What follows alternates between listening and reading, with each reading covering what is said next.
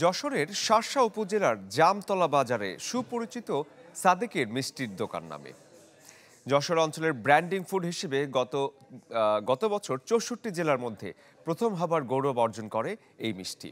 প্রায় ৭০ বছরের পুরনো এই মিষ্টি ব্যবসার হাল এখন সাদেক আলীর ছেলেদের হাতে। যশোর থেকে তৌহিদুর রহমানের প্রতিবেদন।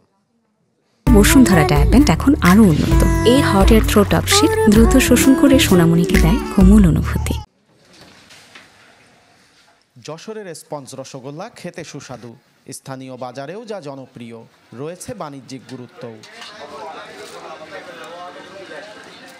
শুরুর গল্পটা ৭ দশক আগের। শার্শা উপজেলার জামতলায় সাদেকের চায়ের দোকানে একবার বাড়তি দুধ দিয়ে যায় গোয়ালারা, যা নিয়ে অস্বস্তিতে পড়েন দোকান মালিক। সেখানে থাকা কুমিল্লার এক ব্যক্তি শিখিয়ে দেন দুধ থেকে ঘন জাল দিয়ে মিষ্টি বানানোর পদ্ধতি। শুরু হয় মিষ্টি তৈরি, পরে যা নাম পায় জামতলার মিষ্টি হিসেবে।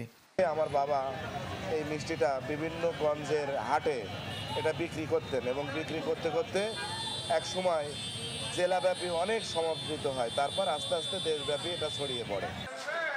সময়ের সাথে বেড়েছে সাদেকের ব্যবসার প্রসার। বর্তমানে সাদেকের ব্যবসার হাল ধরেছেন তার ৬ ছেলে, আর কাজের সুযোগ পেয়েছেন স্থানীয় অন্তত ১০০ জন। মিষ্টি ব্যবসা থেকেই এসেছে অর্থনৈতিক সমৃদ্ধি। ৬-৭টা আউটলেট আছে, কিন্তু যশোর জেলার ভিতরেই সব সীমাবদ্ধ, কিন্তু সারা দেশব্যাপী চাহিদা রয়েছে। এটা আমরা যদি ঢাকা শহরে আমাদের চিন্তা আছে ভবিষ্যতে যদি আমরা এটার একটা শোরুম করতে পারি, ইনশাল্লাহ ওখানে ভালো চলবে। জামতলার এই মিষ্টির স্বাদ থেকে স্থানীয়রা তো বটেই, দূর দূরান্ত থেকে ছুটে আসেন মিষ্টি প্রেমীরা। জামতলার মিষ্টি যায় দেশের প্রায় সব জেলায়। যশোরে আসলে এই মিষ্টি নিয়ে নড়াইলে যায় এবং মিষ্টিটা খুব সুস্বাদু। মিষ্টিটা খুব সুস্বাদু, খাইতে খুব ভালো লাগে, খুব মজা লাগে, আনন্দও লাগে। আমি বাসায় নিয়ে যাই, বাসায় সবাই পছন্দ করে।